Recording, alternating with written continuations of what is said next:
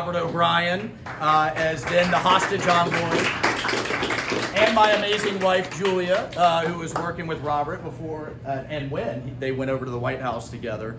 But maximum pressure on Iran. Importantly, and I credit you for this all the time, that genocide designation on the Chinese Communist Party and for their despicable behavior. I'm looking at Inez Cantor Freedom, Mr. Freedom over there, hopefully future Congressman Freedom, who's taken a stand and put his career on the line for that designation as well. Arming Ukraine, remain in Mexico policy, holding our allies to account. I could keep going. Not bad for a CAV officer. And certainly not bad for the New York Times designation of the worst Secretary of State ever. Yeah, which you should wear with a badge of honor. But it's not just in the executive branch, it's not just in the cabinet, it's not just in the Congress, but now we have it at the most senior levels of the Trump campaign. And I gotta tell you, Chris, the discipline is showing. He is on message, on target, and we've all seen people take rounds in combat. We all have. Those base instincts kick in. You either run, duck, cover, hide, or you stand and run to the sound of the guns. And I think if the Secret Service would have let him, Donald J. Trump would have finished that speech and had a Teddy Roosevelt 2.0 moment there. I think his true character showed on Saturday. So over to you, Mr. Secretary. Thank you.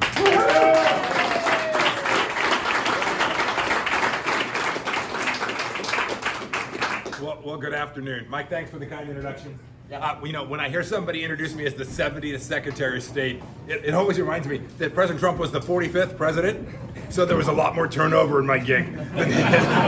So I got up every morning, checked my phone, no tweet, good to go to work. Susan will attest to that. It's good to see Ambassador O'Brien back there. We had a team that understood why we're here today. We had a team that understood that the backbone of America is its economic strength and the capacity of America to do harm to our adversaries if called upon. And so for all of you out there who have served and all the family members out there who are veterans, God bless you for all that you have done for our country. I want to take a moment to pass along 3 thoughts that I want you to pass along to those who have served alongside you and those who may be your family members of you who have served. I have this privilege to introduce the honoree for this evening. But 3 thoughts. First, Congressman Waltz mentioned the debacle of Afghanistan. It's still hard for me to think about and to talk about what happened that day. I've seen so many veterans who are down because of the way we left Afghanistan. Fair enough. Any one of you who served in Afghanistan or anybody you know who did, please know that the Pompeos know that you are warriors. The Pompeos know that this was not you. This was a political decision that did a disservice to 20 years of amazing work. As the CI director, I saw firsthand how many terror plots were taken down by our soldiers and sailors and airmen, everybody who was operating in Afghanistan.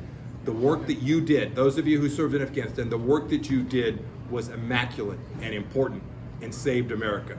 So no matter the ending, know this, God bless you, your service was noble and important. And don't ever let anybody tell you anything different.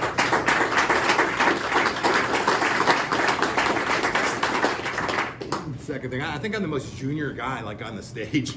Like a general, all these hot shots, I was just some captain, I don't even know. By the way, somebody said they noticed I lost a little weight. I'm trying to get back in my dress blues. No luck so far, but I will keep you posted along the way. But it's great to have BDUs because they're big and floppy and I can get in them. Please know this. I've watched, just like these folks who are serving have watched, we're going to bring our military back to where it is an organization that rewards merit and hard work and not other things.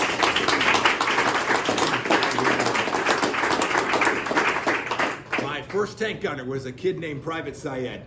I was a young lieutenant, didn't know what the heck I was doing, but I watched him. He was a good gunner. He was an immigrant. He'd come to America. He was a naturalized citizen, but I did not pick him because he was a minority.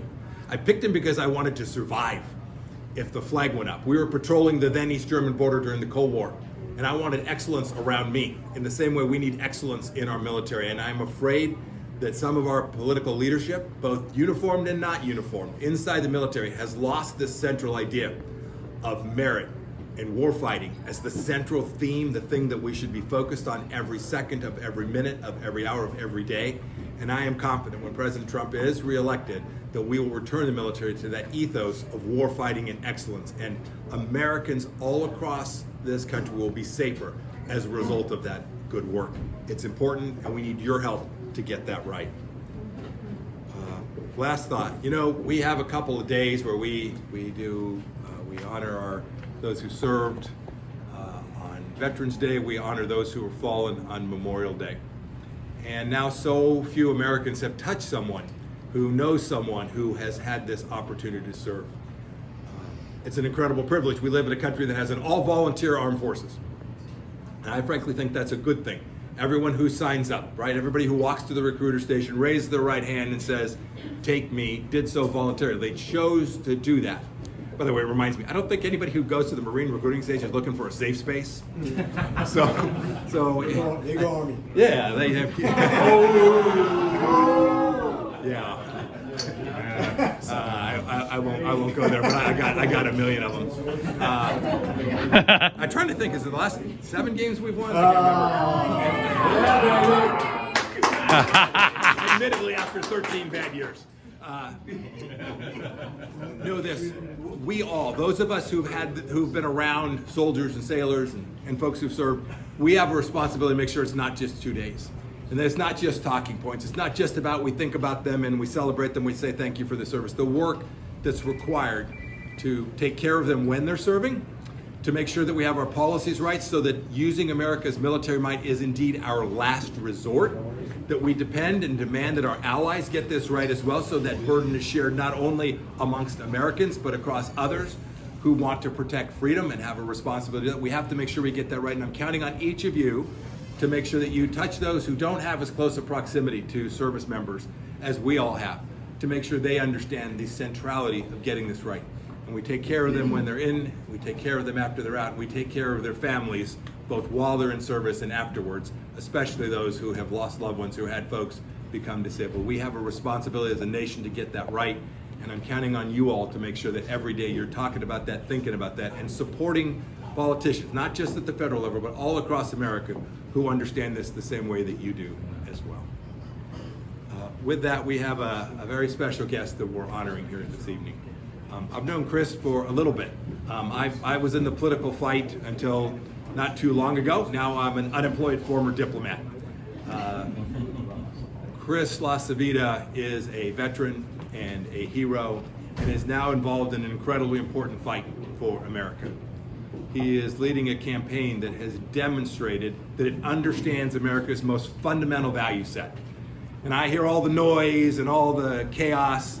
In the end, the American people will come to elect the person they trust to lead, who they trust to be strong, who they know understands America's central institutions as the bulwark for freedom and liberty, and who cares deeply about America's military and its veterans.